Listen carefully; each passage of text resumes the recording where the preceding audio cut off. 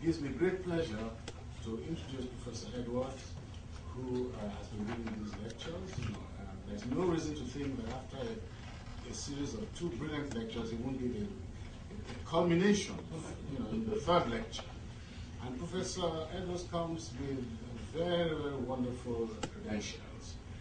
He did his PhD at Yale University on Stravinsky. As everybody knows, Stravinsky borrowed heavily from black music. He was heavily influenced by jazz.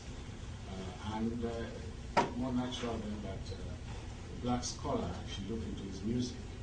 And Professor Edwards afterwards served as music director of the Yale Repertory Theatre, and he's been very closely involved in theatre because he, for about 8 years, was also on Broadway in a number of productions, black productions, and he's actually right now involved in a production on Broadway, A Raisin in the Sun. We're talking about this the other day.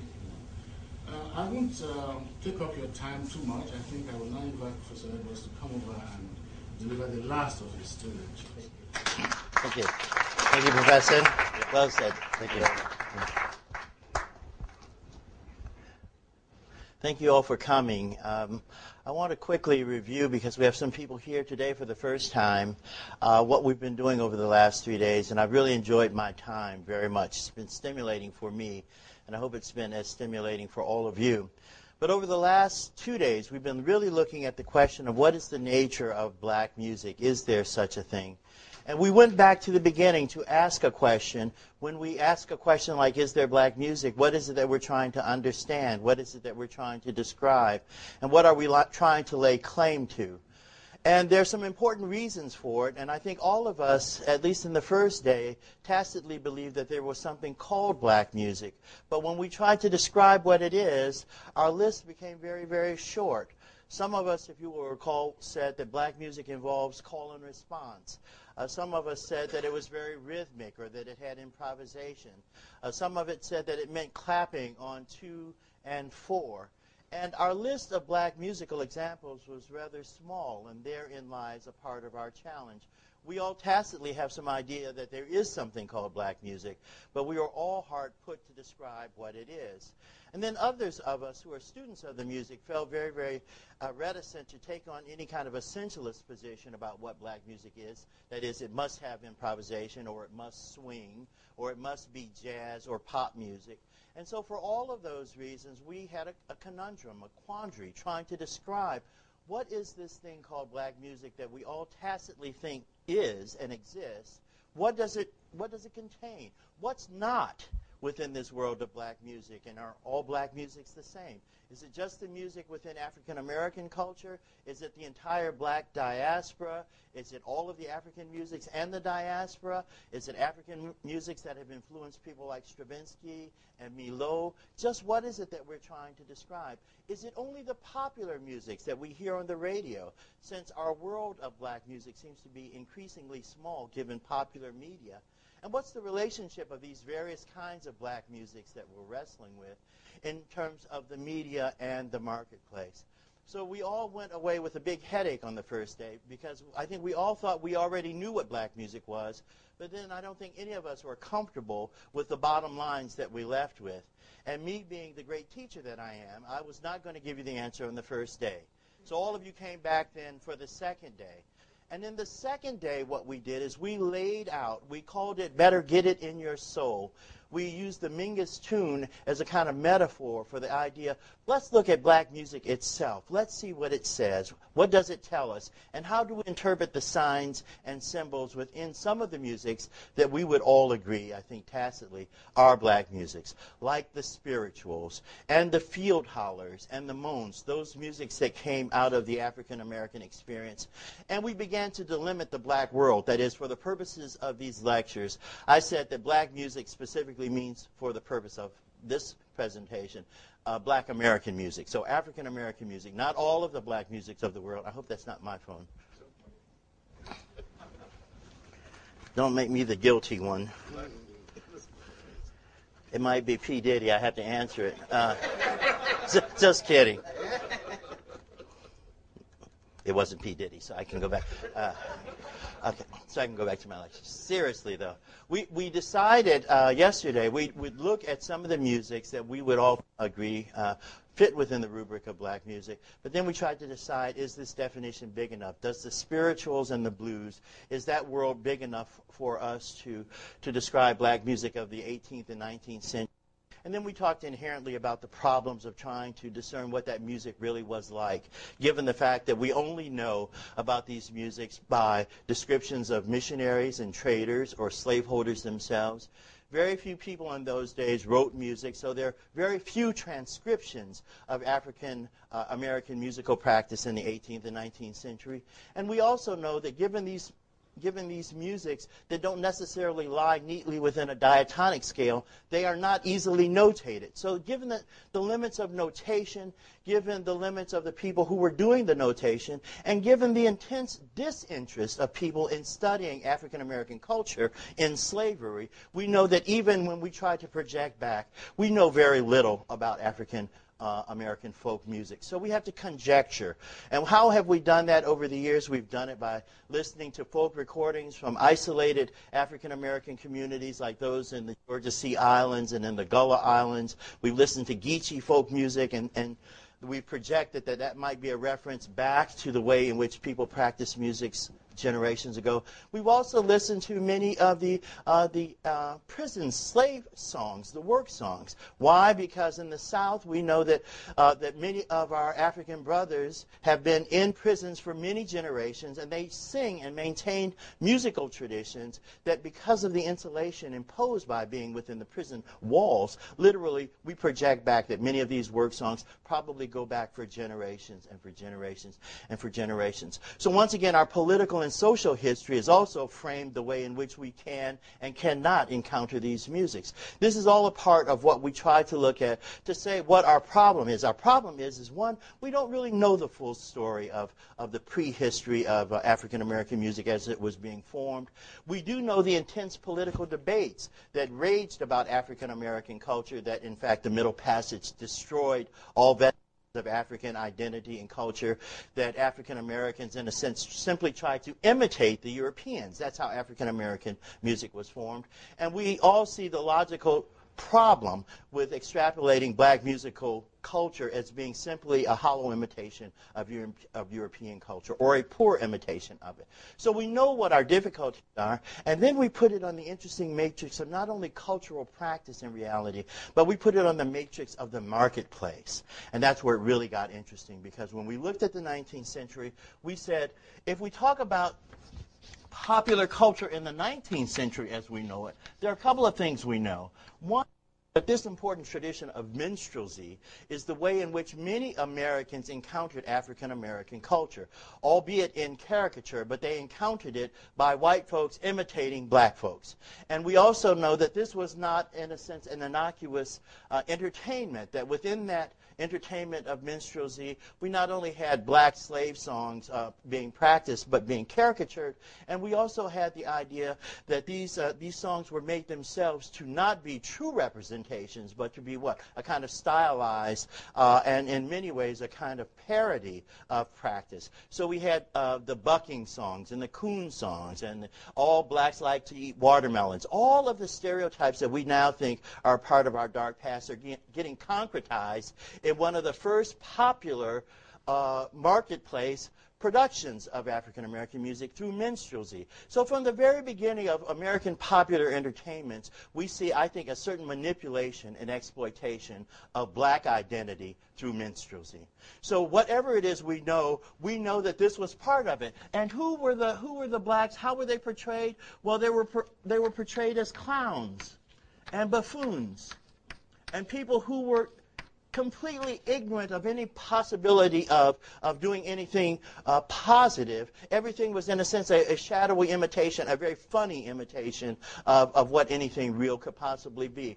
These whites, oftentimes, as all of you know, they would dress up in slave outfits with no shoes, and then they would have these little comic skits about being down on the old plantation, and all of these Stephen Foster songs would be rendered. Many people for their confusion, thought that minstrelsy was a realistic depiction. And I would present to you that given the way in which many people, even today, think of African Americans in terms of what they see on television rather than in their real encounters, then you get some sense of just how powerful popular culture can be in molding and shaping and understanding. So even in the 19th century, while slaves were still being slaves, people were already making money off of African American musical production. We're not putting any value on it. I just want to say what is in place for a very long time, even before we get to the 20th century. So as we look at minstrelsy as one part of the equation, white folks imitating black folks in caricature for profit and for gain. At the very same time, what do we have post the Civil War? We have the AMA schools that were designed to educate ex-slaves and to teach them not only about music, but to teach them about culture and the higher arts and to be refined. So we have like the Fisk Jubilee Singers, only one of many. But the Fisk University and the Fisk Jubilee Singers were not only receiving education so that they could, fully participate in society as free people, but we also had them learning, in a sense, the rules and the rigors of Western European art society.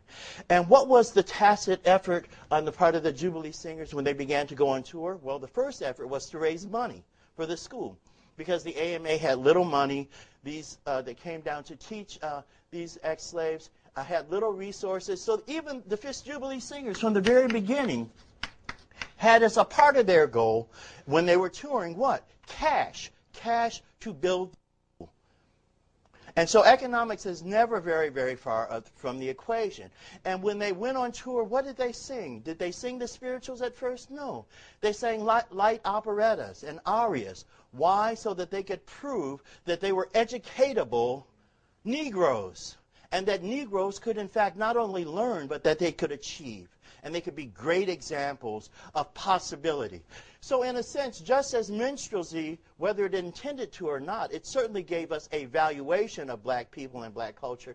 The Fisk Jubilee Singers, I think, need to be understood as a counter-discourse to try to suggest these are not animals. These are people who can learn and who can succeed and who can achieve. And so it's no wonder then that they not only sang the arias and sang the light the operettas, but what else did they sing? They sang the spirituals rearranged in four-part harmony, rearranged sometimes with piano accompaniment. Why? So that they could prove that these spirituals not only had intrinsic melodic value, but they had a value within a European setting. And so, in a sense, the spirituals become a part of the propaganda to prove black competence. So, in an interesting way, minstrelsy is white folks imitating black folks, and then the Fisk Jubilee Singers are trying to prove that black is beautiful by what? By doing white culture, and by outdoing whites doing it. That was the point. Why? Because you must understand that by the middle of the 19th century, there was still great debate of whether Negroes could even be educated. So we have to recontextualize this debate. This was very, very important. A century or a generation before that, the debate was, could they even be converted to being Christians? Are they even real people?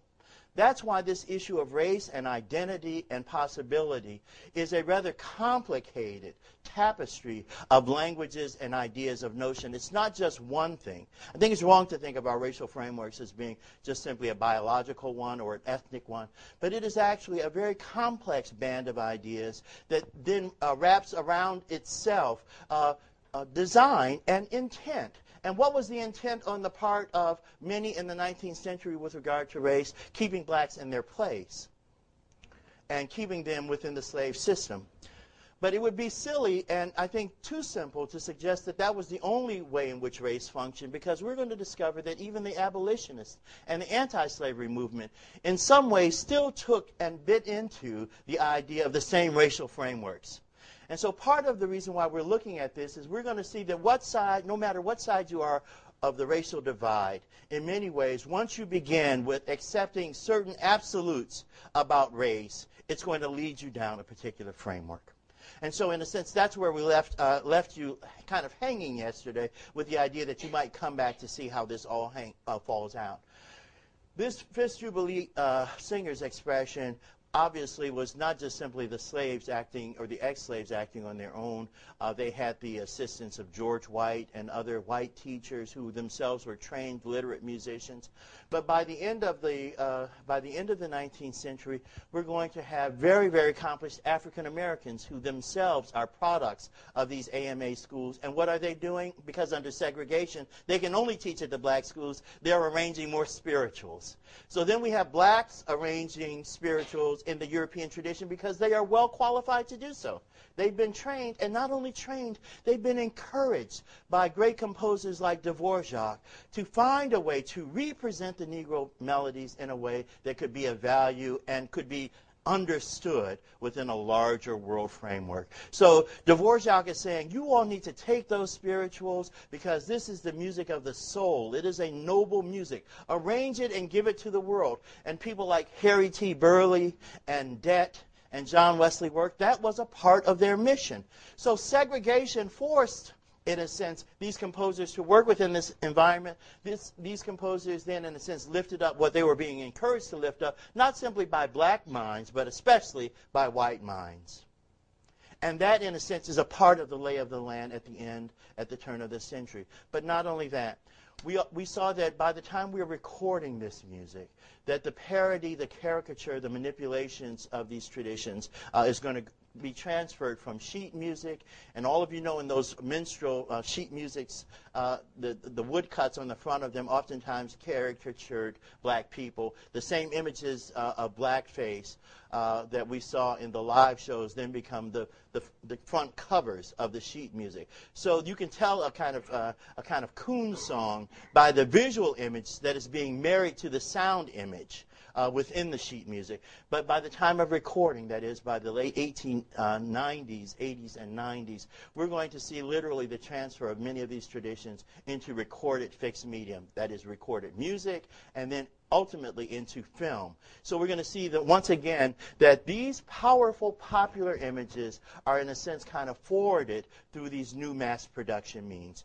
What I want to do is I want to play for you first, just so that we can get a sense of how nuanced this conversation has to be. It can't be either or. You need to see all the, I think, the bends in the road.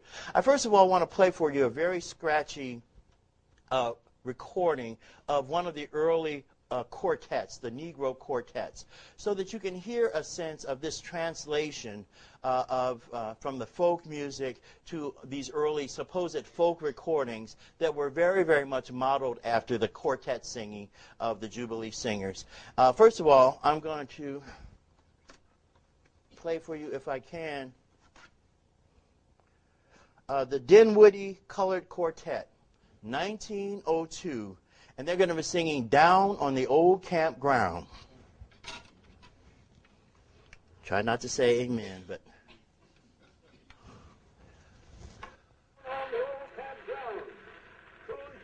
By the Dinwiddie Colored Quartet. Coon songs.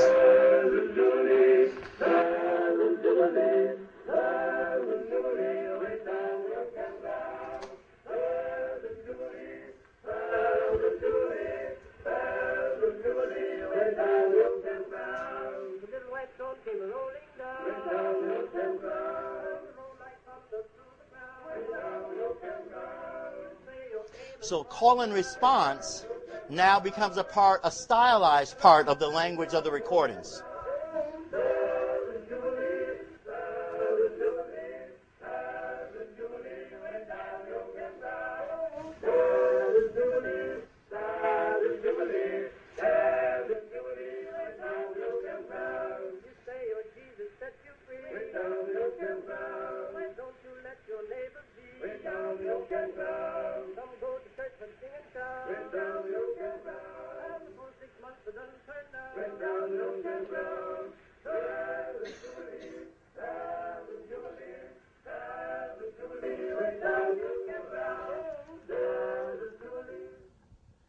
Interesting, isn't it?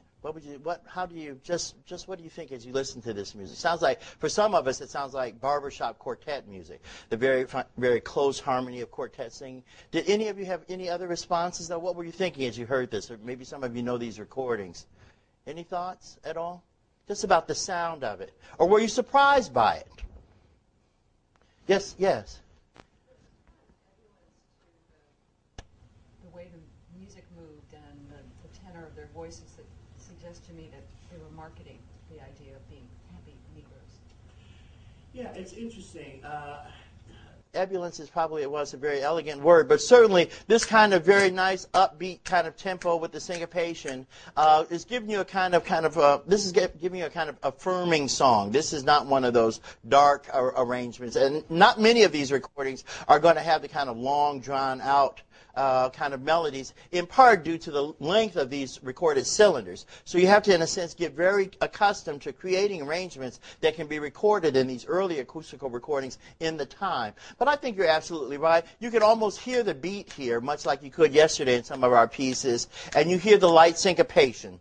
And you hear the full quartet. Why do you think it was quartet rather than chorus? We know that these the early Jubilee singers actually sang as full choral groups. But in the early records, they were done primarily for quartets. These are the foreshadowings of the Temptations and the Miracles. I mean, why do you think that is? It had primarily to do with the technology. That the early acoustic recordings, when they were recording in a horn, they literally had no way to record a whole choir at the turn of the century. So what they did is they took one voice from each part, and then they literally had the four men stand around the horn. And that was why so many of these early Jubilee recordings come out in quartets. Because the quartets was the way in which they were recorded. And once again, because as we're going to see in the marketing tradition, if you record the quartet, guess who's going to go on the road? The quartet. Very, very early on, as we begin to codify how marketing gets done and how the relationship between live performance and the record sales go, you're going to start sending out on the road those who've done the record. And so the quartet is also more economical when you're doing these shows. They had white groups imitating black groups singing spirituals, and they would also include in their songs minstrel songs. So the idea of sacred and secular, that in a sense was never taken seriously under minstrelsy, is also carried over into early recordings. Why? Because what kind of religion, after all, could blacks have? So you see the same quartet singing really crude minstrel songs as well as singing religious songs. Because in terms of the public marketplace, this was driving literally the engine. So as we are going to see in just a moment, there's going to be a great deal of skepticism of the impact of popular entertainment in terms of how it represents and serves African Americans. So it's going to be no accident that within a couple of generations, we're going to see Du Bois and Locke engaged in some really contentious debates around the conversation of what culture is it that we're going to try to put forward? What are we going to call as self-defining of our culture, and what's going to need to happen to it sonically in order for it to reflect what we want it to reflect. And this is going to be one of the important early tensions when we get to this issue of giant steps, that is, blacks defining for themselves what the culture needs to be, and that's why I chose that title. I want to play one other example of this early recording, and then play for you an updated recording, because one of the issues around black music is there authentic black music and also inauthentic black music? Are there inauthentic black people? Some of us would probably say yes, but we wouldn't say it publicly. And then some of us would say, no, if you're black, you're just black, okay? So the issue of authenticity, though, is at the heart and center of this, because what is the authentic black experience that would then produce the authentic black music? Okay? Now, I want you to listen to this first piece. I'm going to do a familiar one first called Swing Low, Sweet Chariot. Let me just make sure I'm in the right place. Yeah. And then I'm going to play for you a modern choral arrangement of the same spiritual. And I'm going to ask this question about authenticity. Given what we've already said, are either of them authentic? Or is that even an appropriate question?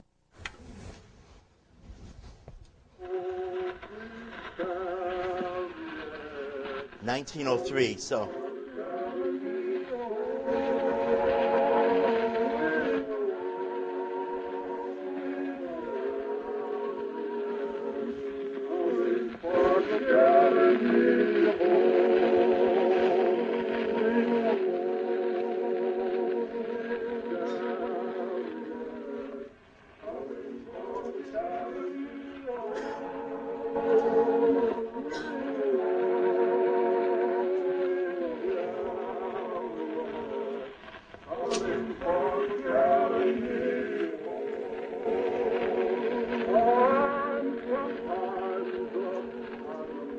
Little solo. Call and response now is stylized into a part of the style.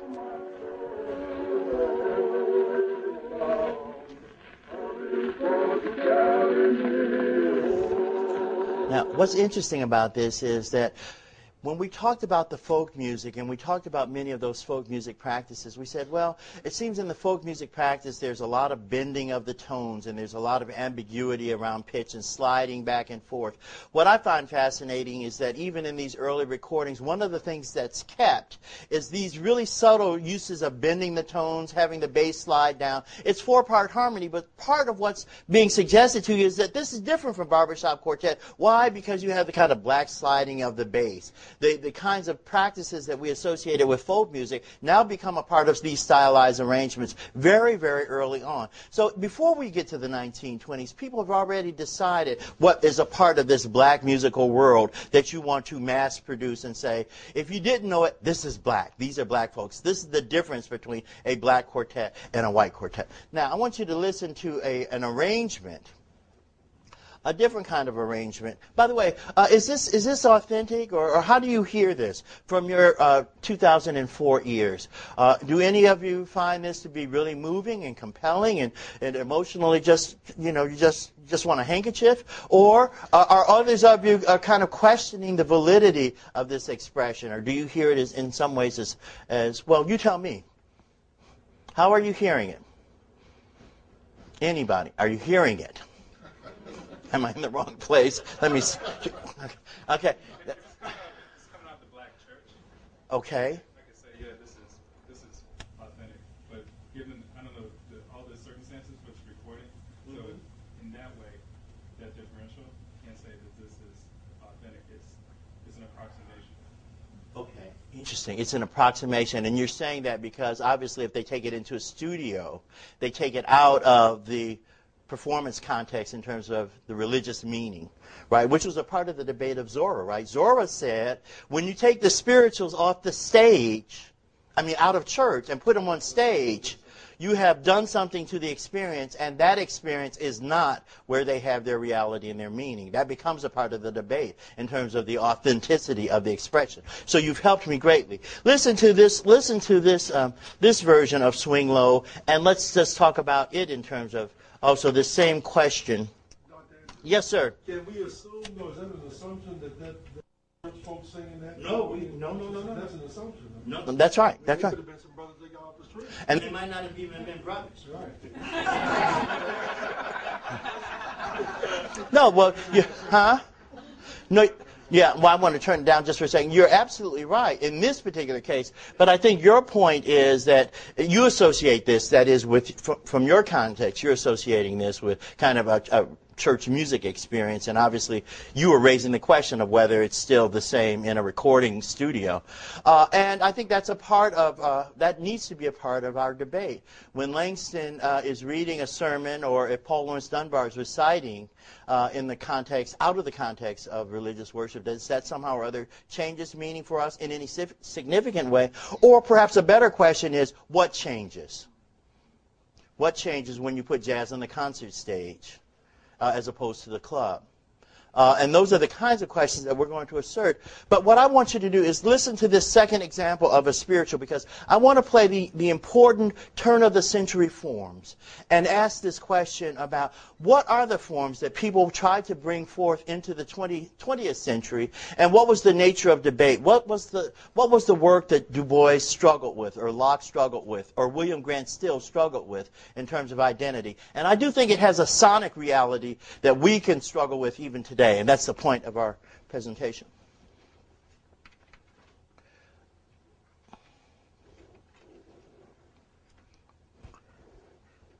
I just want to make sure I'm giving you the right disc.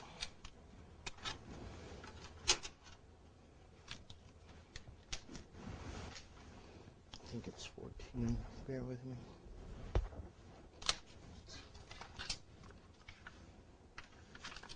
Now this is another arrangement of Swing Low, Sweet Chariot.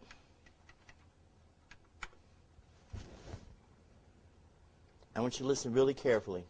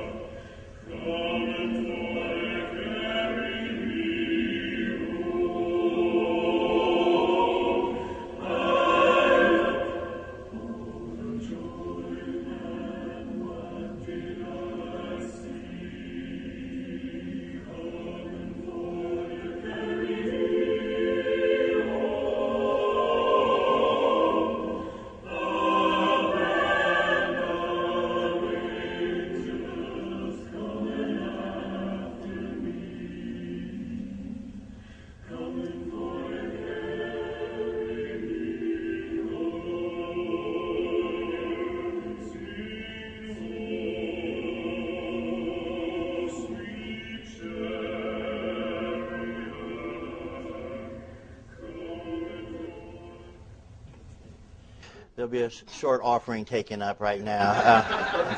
Perfect time for the offering. And then we'll have devotional. All right.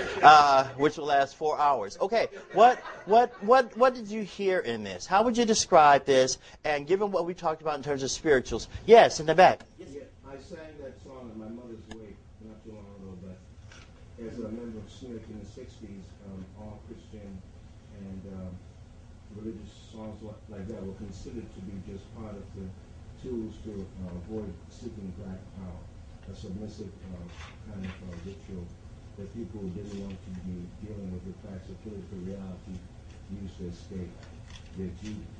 So wait, let me make sure I understand. Go ahead. I want to make sure I understand.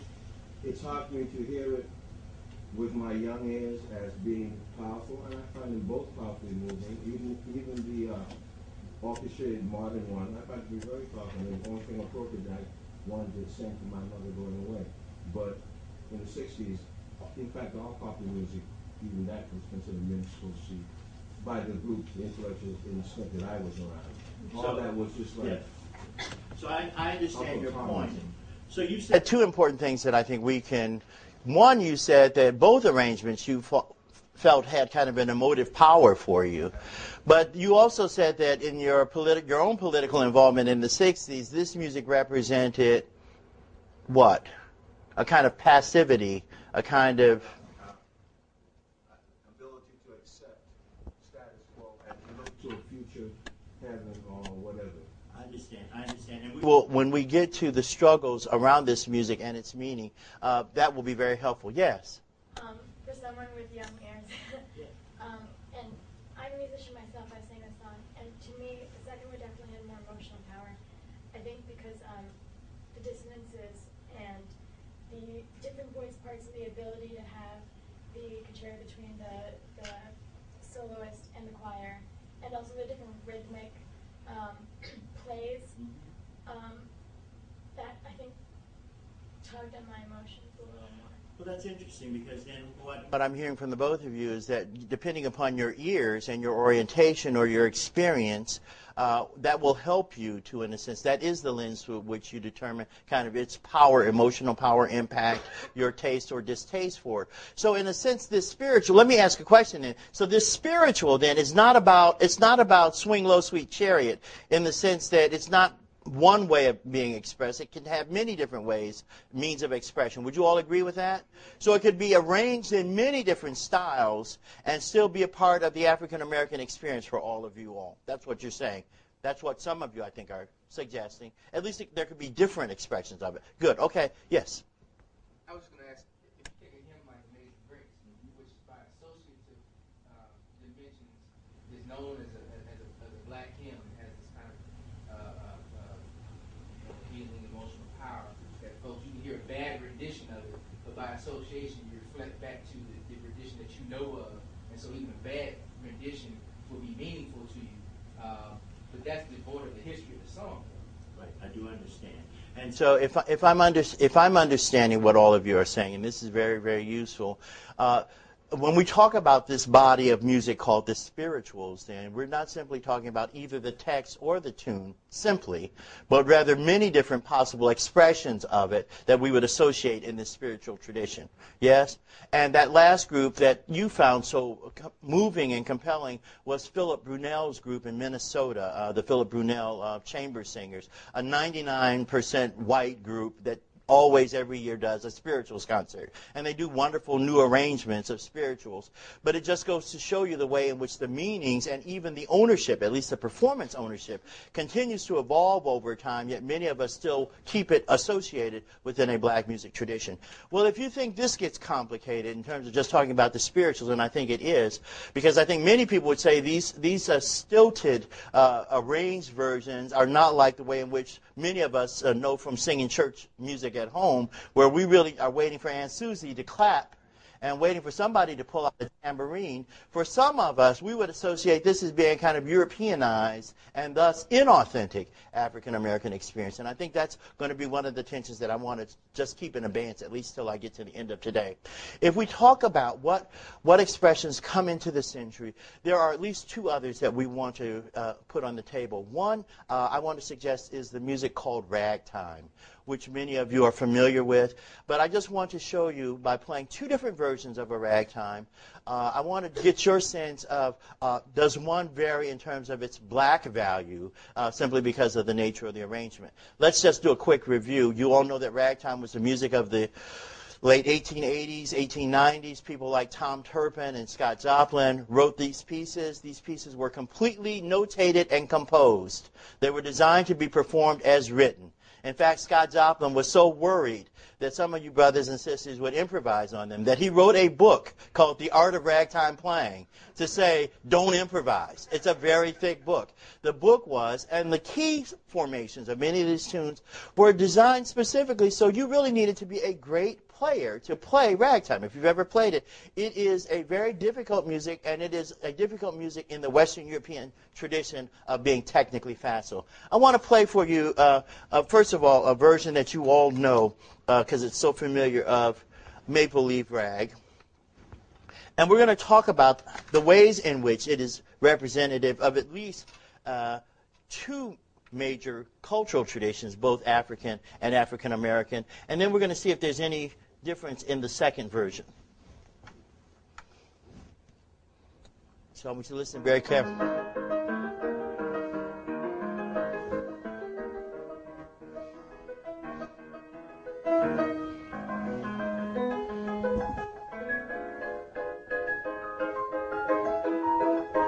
Completely written out.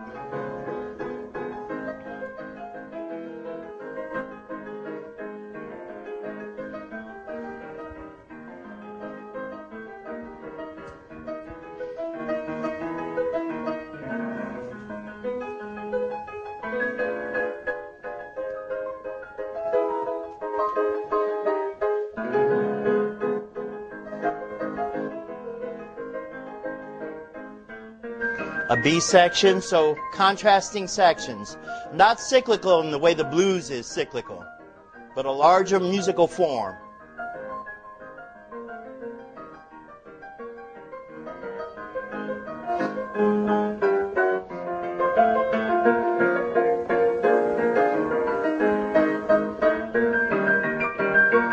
And you can hear the physical requirements just by the leaps in the register.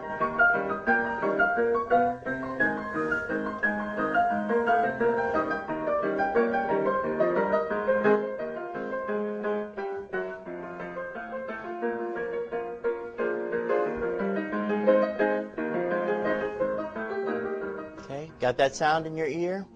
Now, that recording was taken from a piano roll, okay? So it literally was a part of the way in which this music became very commercially successful. That is, by putting this music in the punched paper rolls. Even if you weren't a pianist, if you had enough money to have a player piano, then you could have this live music in your house, okay? One of the interesting things, of course, about player pianos is that we know that player pianos, once they got in people's houses, it also had a gear shift lever to dictate the tempo. So like if you particular rag was moving a little too slow for you and you wanted to dance, you could kick that puppy up and it would play faster. And in fact, many of the first European composers to hear ragtime heard it what? Through piano rolls, and they had no idea about tempo. And so even Stravinsky himself remarked that, wow, I had no idea they were playing it at this tempo. I thought it was at this tempo. And so when we listen to Stravinsky's piano rag, we're going to see a difference. But before we get to that, let's listen to the same maple leaf rag with a slightly different treatment. And I want you to give me your aesthetic response to it.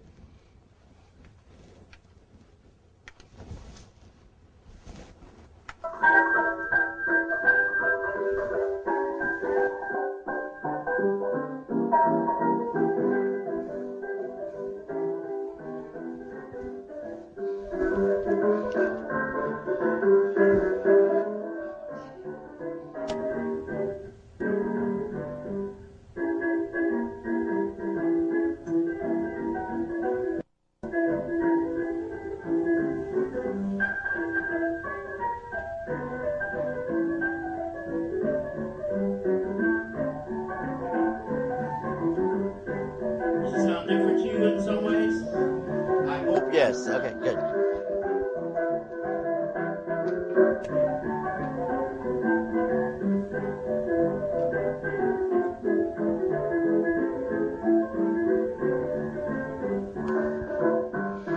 Okay, good. Quickly, tell me what were your thoughts?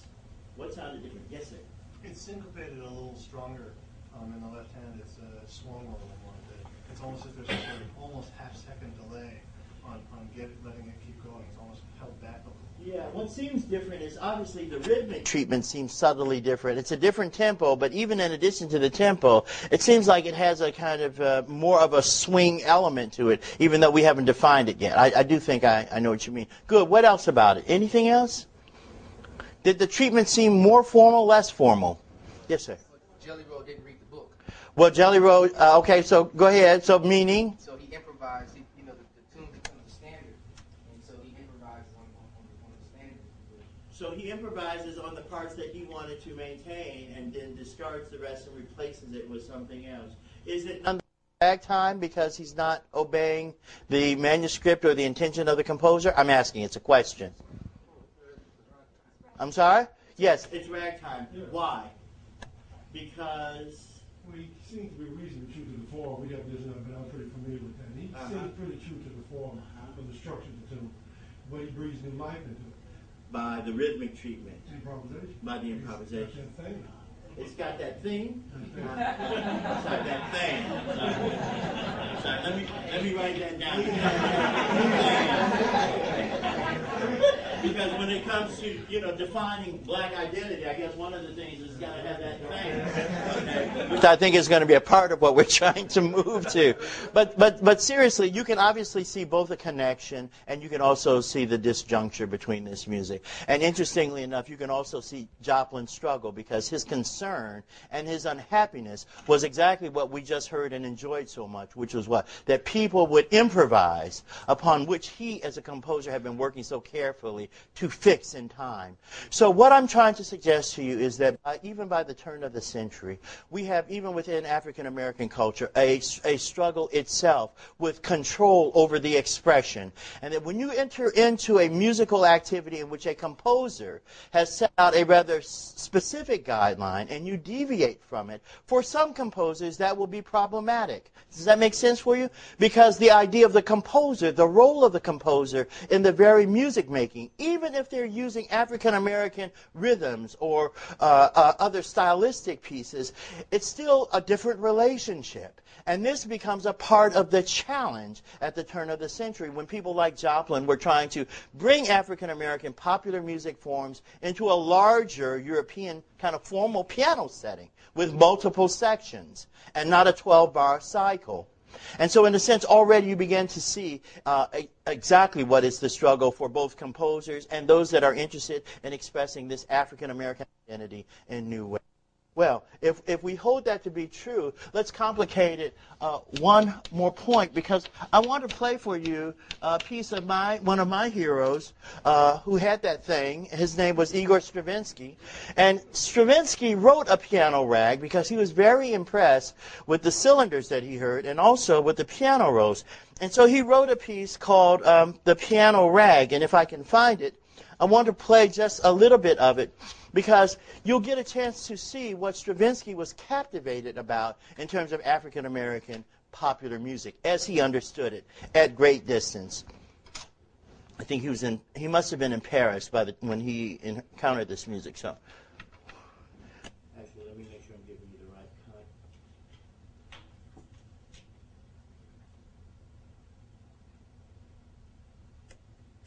Oh my goodness, let me make sure I have the right cut for you.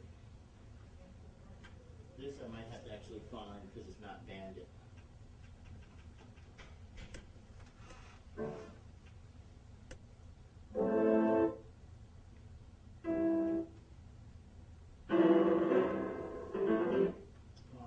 It's not banded, I can't tell.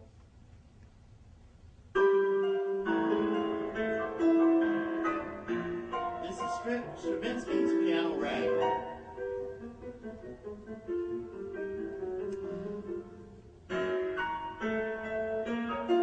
1919.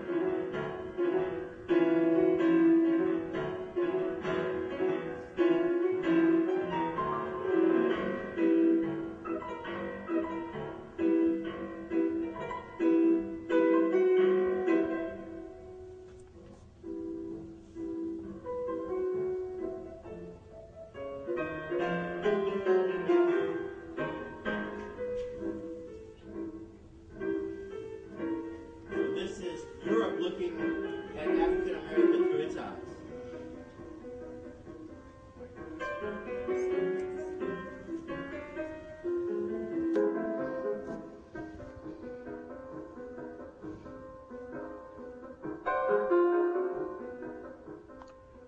Okay. Fascinating. And this problematizes our efforts, doesn't it? Because in several recent books I've read and been really disturbed by the fact that several writers talking about black culture, when they describe these European efforts to kind of synthesize African American language, musical language, they regard these as dilutions of the expression. And I think that's the wrong way to understand this music. I'm very interested in what your responses are to this music. What would you say to it? Obviously, Stravinsky didn't grow up in New York or in Harlem or New Orleans. But how does this first impression grab you? Yes. It seems as though it has the European angst, the anxiety. The European angst? Yeah. I need to put that right next to that thing. Oh, boy. Okay, we got the angst going.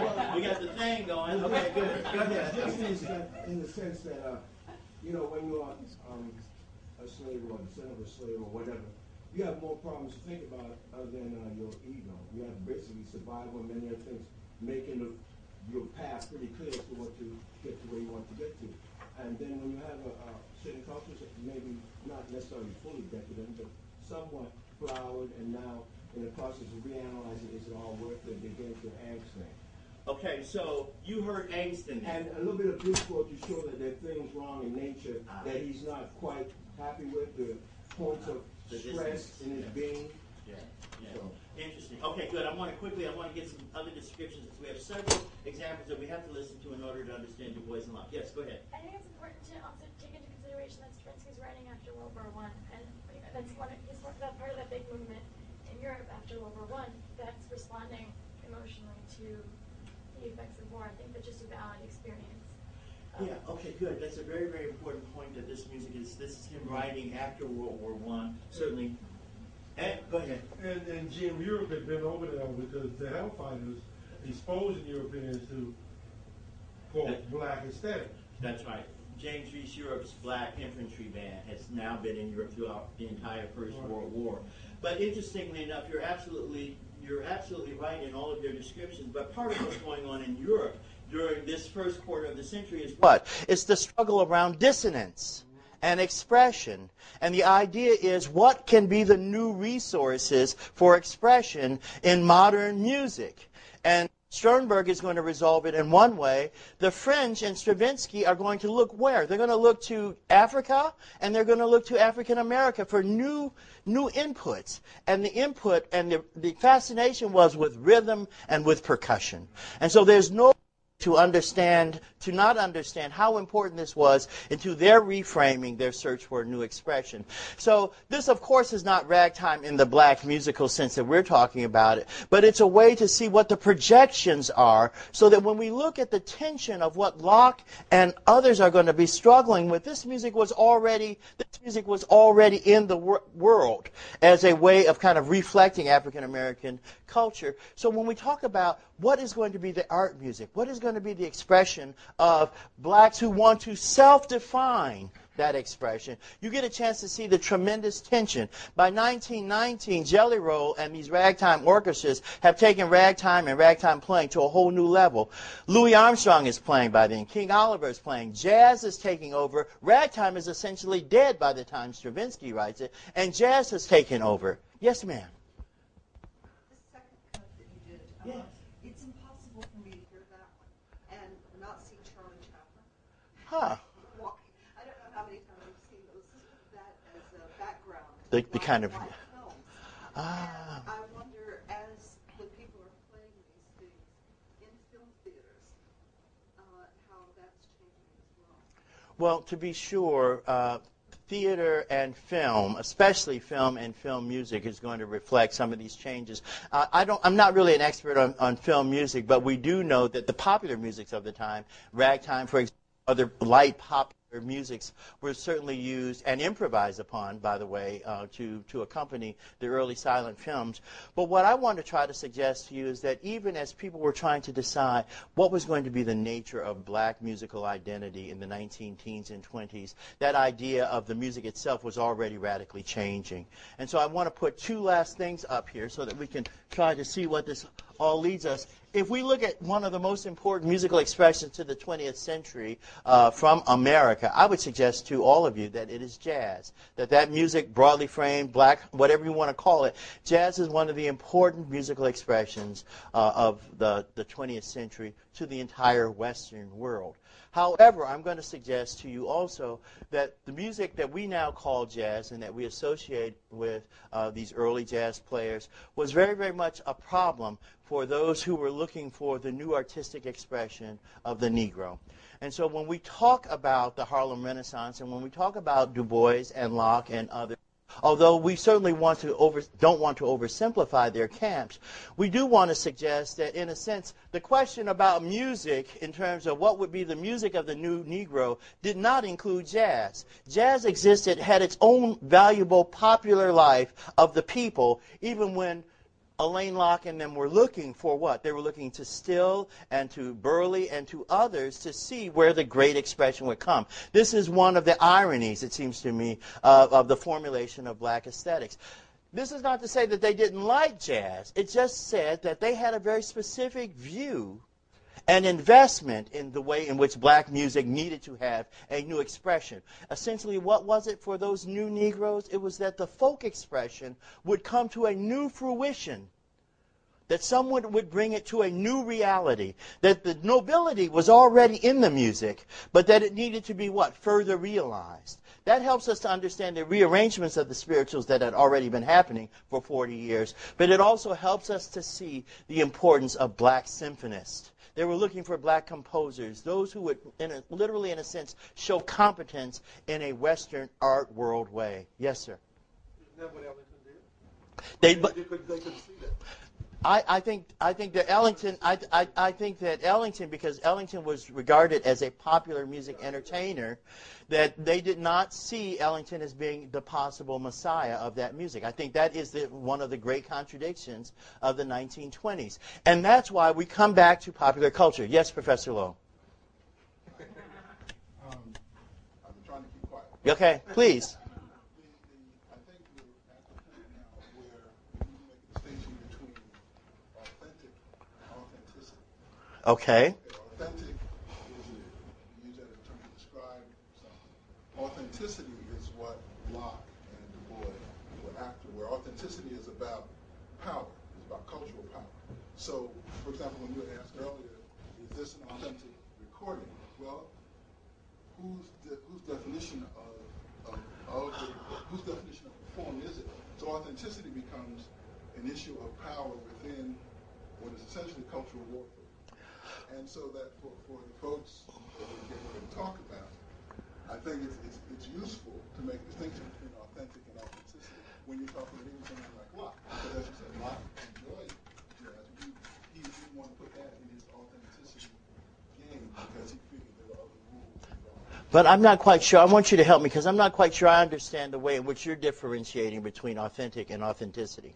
Okay, I'm seeing authenticity as part of the power game, because authenticity is the role that is played by those people who are authorities. And if you are a culture that's coming from enslavement, one of the issues is having cultural power. One of the issues is creating authenticity, creating power. And if your power is based on looking at yourself, then the question of what images you project back out as the authentic may have more to do with authenticity than it has to do with being authentic description of what you saw. Okay, I think I understand what you mean, but I want to keep that on the table because I do think that becomes a part of the question. So, but go ahead. I want to make sure that I hear from. Go ahead, dear. Within that context, if Locke and Du Bois had said, this is where our center of cultural power is going to be, you could argue that folks would have been further along even now in 2004. So they were still using some other reference point for, and so I don't disagree with Professor Lowe. But at the same time, had they done that, then there would have been a greater base for cultural power. Well, I absolutely agree in that, but we're getting in a sense to the crux of where the problem is. The problem is that when we look at the formulations of black identity and black expression, I think, and when we look at the struggles that these brilliant 20th century African American writers and thinkers the landscape that they worked within, their model and even their racial assumptions were very, very much not their own. That's my point. That because they started in the racial box that had been formed for them, they were not very far from that when they started to use the same racial formulation to come up with a different reaction, a different response, a different notion of the end product. What I'm trying to suggest to you is that once you jump into the racial box, has its own logical fallout. It actually has its own limitations. Because many of these composers did feel that there was something in the Negro, in his blood, in his experience, that was going to change the world. It had just not yet come to fruition. That was a part of the formulation. That the folk past was going to be represented and that the world would finally realize what the Negro would bring to the modern world. And in a sense, not only would everyone appreciate the nobility, but the truth and the dignity in the people, not in what had been, but what would be. But it was based on some of the same racial formulations. That's the struggle. And because of that, and because of the tremendous distrust for popular culture, I think well-founded, because Count Basie and Duke Ellington were representative of entertainers, not artists in this world. I think it was difficult for them to accept, even though they loved the music. Duke Ellington could not be the great symphonist because he was known, and I think had his identity for these aesthetes, as an entertainer, a part of the Cotton Club, a part of that popular mill that was already producing what? Kind of black exotica, once again for white folks. Do you see the problem? So in a sense, popular culture had once again encoded arts in the way that even blacks had difficulty deciding what they would affirm. Not unlike where we are today. You see, from the moment that someone had for sale on it, that has been a part of the equation, and it has created for many of our thinkers a tremendous mistrust. And I think in some ways for good reason, because we have not always been well served by popular culture. So that when you look at the ways in which black exotica was put forth in early jazz, the ways in which hot jazz and its stereotypes of this is the steamy syncopation that will make you want to get up and dance. you can get a chance to see the ways in which, even in the early criticisms of jazz, as well as the early advertisements of black jazz, this is some hot music you're not even supposed to show anybody. You're supposed to just listen to it late at night. That, in a sense, the exotic nature of it was once again both the selling point and it's what others mistrusted, even those that like to listen to it late at night. Do you see the problem? They were looking for a black Beethoven because they bought from the very beginning a very different formulation of art from entertainment. It was not their own. And so you're absolutely right. We might have been in a different place if we had a different formulation, but we have to remember where these guys were coming from. And where they were coming from philosophically as well as aesthetically was out of a very complicated black experience of being both educated and being in a unique position to begin to self-affirm. And so what I want to do, because I want to make sure that I want to make sure that I play for you at least 2 quick seconds of what further complicates this, because this is not just for the writers who are thinking about black music and culture, but it's also for the composers themselves. So if you take someone who I find very, very fascinating, someone like William Grant Still, one of the early symphonists, if you take Still's own writings, and because he has written so much, then you get a chance to see a part of the challenge. I just want to play, as a way to kind of set the stage for the very end, is just to play a little bit of his Symphony for a New Race, 1937. As all of you know, he wrote a symphony, Afro-American symphony, in 1930. He wrote the Symphony for a New Race. Why? Because he said, we are a new people. And we are now so infused, and he wrote in his own notes, we are so infused now with the bloods of Indians and whites and blacks that it's all kind of this new melting pot, that we have to have a new song representative of a new race. Not a new black race, of a new being, a new race. That's what he put forth. And so I want to just play a little bit of this for you, just so that you get this sound in your ear. Because William Grant Still had a very successful career wiggling through these various forms, but he still put forth himself. He did not want to be identified as a black African-American composer. Okay, let me start again. Just a little bit of it.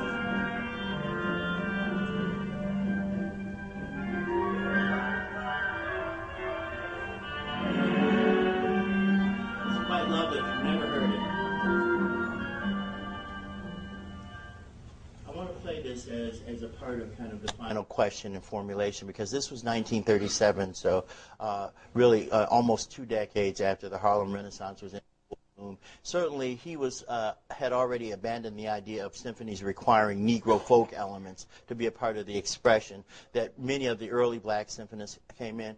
But for those of you that are musicians or interested and know anything about music and art in the 1930s, by the time he's writing like this, what's the nature of symphonic music in Western Europe in terms of, it's in a completely another place.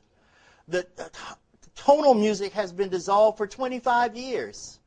When Still and Dawson and Price are writing this kind of music. So a part of what complicates, I think, our aesthetic conversation is, in this Western art world that Locke and others want our artists to aspire to, if you listen to, there is a cultural lag, if you will, between the expressions of the African-American symphonists writing in this way, and when you think about The Rite of Spring was 1913 or 14?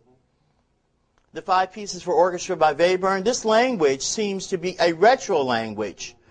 And so one of the complications as we begin to answer these questions about what is the nature of black art, black identity, has to be, if we're going to put it in a Western framework, then we have to completely put it in a Western context. You can't put it on the margin as opposed to popular music, African-American popular music, African-American concert music. Let me just say 2 final remarks, and then I want to give ourselves a few moments for questions. Part of the reason why we wanted to have these conversations in the first place is I think that we all have an intense interest, many of us, in having a better understanding about the nature of African American identity. It not only relates to music, but it has to do with all of the expressive arts. And we do want to have some way to quantify what we intuitively feel is a reality. We all like to feel, I think, that there is something called black music. All I want to suggest to you is the way that we presently essentialize it is probably not going to hold all of the black musics that we know in tension. It is a logical impossibility. Why? One, because we as black people are not one but many. We have many different cultural expressions, and our understanding of blackness is itself continuing to unfold. So if we put that idea in terms of self-definition with this huge question mark that I think is the marketplace, that is the commodification of black culture, has been and continues to be, I think, one of the struggles for black culture, then I think it raises some interesting questions for us. Baraka said very early on in Blues People, and very importantly, that if you want to understand anything about the people, listen to their music. If we listen to the music of the people now, the question is, what does that say? What does listening to the music say about the people? That is, where are we? Given the fact that the marketplace has now a much larger place in the cultural production of all musics, for that matter, than it had even 25 years ago. So I'm simply raising that as a question because I don't think when Baraka was writing that he could have ever envisioned the kind of commodification of product the way in which it is now. This is not to negativize the statement, but it's just the reality. What I want to simply suggest to you is that in many ways popular culture, unfortunately, is not nearly as progressive as one might think on the front side. That what we see in popular culture with regards to black music is the maintenance of, unfortunately, really problematic stereotypes that have been in the culture since minstrelsy, and that now popular culture continues to maintain, in a sense, those safe stereotypes that have been in the culture since the beginning. That is the objectification of black women. When you look at MTV, if those were not black women, you would not see them in other races. The racial codification of the way in which we deal with, unfortunately, some of the pop music that we see on MTV and on other mainstay popular music avenues, unfortunately, I think maintain stereotypes that we have struggled against. But now, in a sense, we see the complete co-optation of black power in it, because now we have folks all representing the idea of black guys as violent, oversexed, and stupid. We have women problematized as objective, wearing the same little tutus that they had in the Cotton Club. And fascinatingly enough, if you look at the early Ellington Cotton Club clips, and you look at today's modern videos, you'll see incredibly similar scenarios. And so what I suggest to you is that one of our challenges is to have a better self-critique of the impact of popular culture in shaping what we now call black music. Because for many of us, our list of black music was very short 2 days ago, and it will become shorter the more that the popular entertainment industry determines what music is your music. So the irony is that at a time when we have more means of production, more technologies to present many diverse ideas and expressions, in fact, what we see is less and less. And in a sense, the great lie about popular culture is that it's progressive. It is in fact the opposite. It is retrogressive. It keeps you in place as a slave. And that is the great tragedy, it seems to me, of our role in it, unless we provide counter experiences and expressions. So this is not to slam the music. The music will continue to be created by people who are being creative. But what it does problematize is what the stigmas that are represented in the music that continue to be presented and not challenged. So now we have middle-class youth aspiring to a look and to a language and to a way of being that is very much racially encoded by popular culture, because that is the only culture that they know. Popular culture is culture. So that is one of the great ironies, because I don't think people ever thought that there would be this kind of flattening out of culture. High and low art basically does not exist anymore. Symphonies are trying to figure out how to get Dr. Dre in front of a symphony for the Pops concert because they cannot survive any longer. And so the issue of our time is the way in which we are specifically impacted, that is, black people are specifically impacted by the commodification of the culture. And so that is, I think, the very interesting conversation that we should continue to have over the days and months that lie ahead. Thank you very much.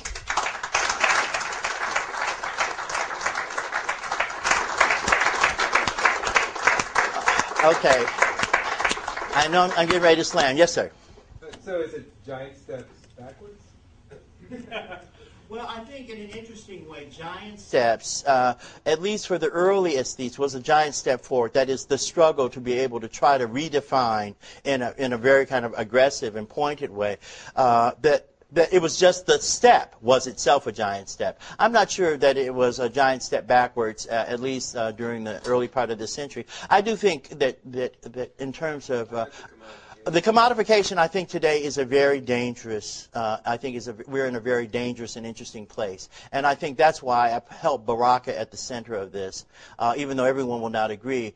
But when we think about the ways in which racism and capitalism collude to keep certain things in place, I think it is worth considering, are there alternative models or alternative means of production and expression? Because, in fact, the kinds of racial attitudes that young people have now are framed not by anything else but popular media. So when you have people saying things that are bizarre, like, he talks white, and that is an accepted idea, that is a racial way of thinking for young people. Why does he talk white? Because he's speaking properly. And that some children would be chided for that, for talking white, that success or achievement would be associated with race is bizarre. And so when you have students, in a sense, behaving to the lowest common denominator because they think that is what should make them authentic, that is bizarre. And when we don't have counter discourses, and we don't, then all of what we see in popular culture is what people give us. And that, I think, is very, very dangerous for the people and for the culture. Yes, sir. What is neo-soul? I'm not sure I completely know what neo-soul is. I have an idea. If you'll help me, if you define it for me. So we can talk about, like, D'Angelo. We can talk about Photograph. Okay, go ahead. All those different groups that, when Puffy was big, he still is. I know he gave you a call. They recognized this commodification, and they said, let's produce music that's in the tradition of black music. It might be what William Green still was doing with this music for a new race. But they said, look, let's do some serious music with serious musicians, and let's put this out there. It's not going to reach all the heads who watch MTV, but it's going to reach enough people who are going to support us as we go out on the road. People who recognize that, hey, yeah, there's some entertainment to this music, but there's some serious traditional aspects to what we're doing. Well, first of all, because I obviously can't speak to every group, I happen to be a big D'Angelo fan in terms of the music. But my challenge is not whether there are not variations to this or there's some people running counter to it. What I'm trying to describe is a broader trend in popular media, in major media, that I think is running counter to my understanding of the broad creative world out there. So it's not to say that there aren't other expressions that are going on that do exactly what you do. I'm worried about the artist that says, don't get down on me for having all these B's and H's because that's what's real. That's real life, man. And I just want to make sure that I'm using the language that everyone can identify with. That is a tremendously dangerous lie that we're getting people now to live into. And I certainly think there are many different creative expressions that are going on. I absolutely love the music. But what I'm watching is the way in which the products are being manipulated to say very specific things, not just about a beat, but about the people. And the music, some of the music is telling you that black women are bitches and hoes. It's telling you that. And when people say, I don't hear the words, I just listen to the beat, they have been completely de-brained. Do you see what I'm saying? And so what I'm concerned about is where does the counter discourse to that come? It certainly does exist, but not to the extent that I think it should. And I think that many in the generation above hip-hop have been decidedly silent and stupid about it. And we've capitulated to an industry that is only driven by itself. It has no altruistic aims except to sell a product. And so if it can sell a product and present a stereotype that's already in the culture that also serves it to keep you in place, then you have the ultimate danger. You know, you have, we can make money and keep them black and down at the same time. Aha! You know, so that's what's scary. And if you don't think it's real, carefully look at films. Look at films, study films, not just the videos. Just look at films. Look at the entertainment. Read Variety. Read who determines who gets to make a film. Read who directs a film. Read who owns the film. And then you'll get some kind of sense in this larger entertainment industry. There's certainly hip-hop artists that are making money. Lawrence, and then this gentleman right here. I'm sorry. Go ahead. But that's a part of the message of your talk over the last 3 days involved even a dialogue with or critique of what you just said, in that what are the chances now that we, you, all of us, are committing the Locke-Du Bois error? By what? 50 years from now, will Dr. Dre and 50 Cent be as lionized, probably not as funny almost, as Duke Ellington and Count Basie? I doubt it. Well, the reason why I say it, but listen to what I'm saying. See, when we make the comparison, what I'm trying to do is to not replicate that rather flat kind of binary opposition of Du Bois. No, I'm not hearing that at all. What I'm saying is the conversation is decidedly flat, and in fact the musical terrain is much more nuanced than that, and that's what we're not talking about. That's what I'm trying to suggest, and we have not yet factored in how the commercial aspect helps to shape this conversation. The fact is that Duke Ellington was established before he got to the Cotton Club. His value had been determined by other black communities, which helped to, in a sense, provide the nurture. Do you see what I'm saying? We are living in a different entertainment world where black artists don't come through a black expression and then get a record deal. You start with a record deal, and then, you see what I'm saying? So the process is a little bit different now. It means that black input in the evolving artist is in a different place. There's some people who start with a record deal, and how they got a record deal is not always a musical decision. And all I'm suggesting is that the community's role in that is in a different place. This is not whether hip-hop is good or whether the marketplace is dangerous. I think we need to understand it for what it is. And what I'm really surprised at is just how much conversation there isn't about this. Even in the intellectual circles where all these new books about music and race completely do not deal with the realities of how racism has kind of not just not moved this forward, it's locked it into a place. That's to me is what I find is the irony. Now we've kind of inserted kind of Foucault and Adorno and all of these interesting places, but the bottom line is that in some ways the reality of how this is falling out in terms of the cultural production is, I think, much more sinister than that. Yes, sir, in the back, and then. I'm wondering I'm still not clear on in terms of if there is a black music. By what means do you determine it in the sense that, for instance, with these artists, I know it's one thing to say that, okay, they're high-powered executives, but even in my understanding of Foucault, it's not just power is not just this top-down, it's this interlocking web. And so a lot of times if you read articles about these artists, say for instance, I remember reading years ago when Jodeci first came out, Puff Daddy really sort of made them a particular image, but really what they had were harmonies they learned in church. And then by the time they started producing music, one of the brothers was listening to like alternative, heavy metal. He was into all these other musical forms that many of the black artists are in, but their audience, they're trying to make money too. Their audience would never accept them. I know people who think D'Angelo's second album sucks because he seemed to have left a particular formula and actually ventured out as a creative artist. And so what role does the actual audience? The audience has some power.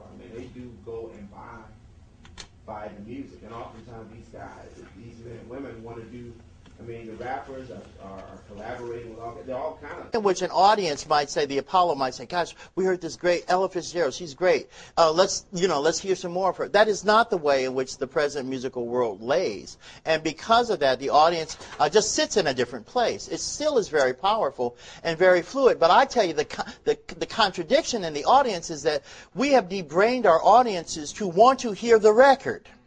And I can tell you, I know as a performing artist, I worked for several R&B stellar, kind of big Coliseum artists. And when you go to do these live concerts on these live tours, you are there to represent the record. Right. And that is an inversion of what I used to think was African-American practice, that the record was really just to give you one idea of what would happen in the live experience. The artist that I was working for said, learn the solo just like the record and don't deviate it from 1 cent. Because the audience is expecting that they pay $50 to hear you sound like the record, which is why people play canned music in live performances. Because they want to make sure that they don't disappoint you in your expectation of the live music. That's an inversion that's interesting. Yes, yes, sir. I need to, and then Leonard. I was going to say, this is not the only black music that exists. Right. There is a tradition going back to bebop and continues. Let's say even Winton Marsalis represents that whole challenge.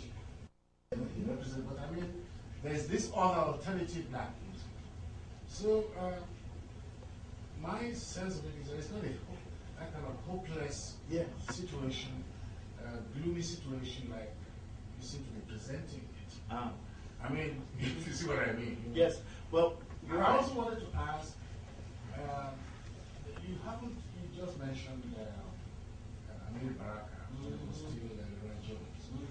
But when he was still Roy Jones, he wrote a book, Blues People. Yes. What's the role of blues? I mean, what's... The Leroy Jones's Blues People is the formulation, is the basis of my point of departure. What Leroy Jones suggested was that the ultimate commodification of the music, and that cycle, is what he feared the most. And when you read Blues People, what Blues People suggests is that the only authentic expression is the blues. But when you look at all of the other popular entertainments, from classic blues in the 20s to the big bands of Fletcher and Don Redman, which becomes what? It becomes swing. R&B becomes what? Rock and roll. When you watch that commodification, the deracialization, the co-optation, and the taking of the money, then you understand for Baraka, that's what his concern was. So he says that the classic blues artist is not an accident. That the classic blues is an artist, and the success of those black women and the lyrics that they sang, that they were successful because what they represented, what was already the accepted role of the mammy / save woman / save object, and to a certain extent, given the dress, a certain kind of theatrical presentation. This whole presentation is in part predicated on, I think, Baraka's wisdom about the dangers of the commodification of the music. That's why he sees in certain blues expressions and hard bop, those things like the counter expressions. But he worries, and he could not have foreseen, I don't think, the way in which those alternative expressions are limited. Now, and Wynton Marsalis is a great example. Wynton Marsalis is at the top of the jazz heap. And when you look at those artists, those that he represents, you will see the struggles of jazz to maintain a kind of viability in the marketplace, because the record companies no longer want to produce people who are not making enough money making records. And so now we are in an aesthetic place that says, okay, that I have to go. Puff Daddy. No, seriously. We're now this will be my final sentence. It raises the question that now artistic success is determined by the number of units sold. And that raises a profound question about culture for us today. And that's where I'll leave it. Thank you all very much.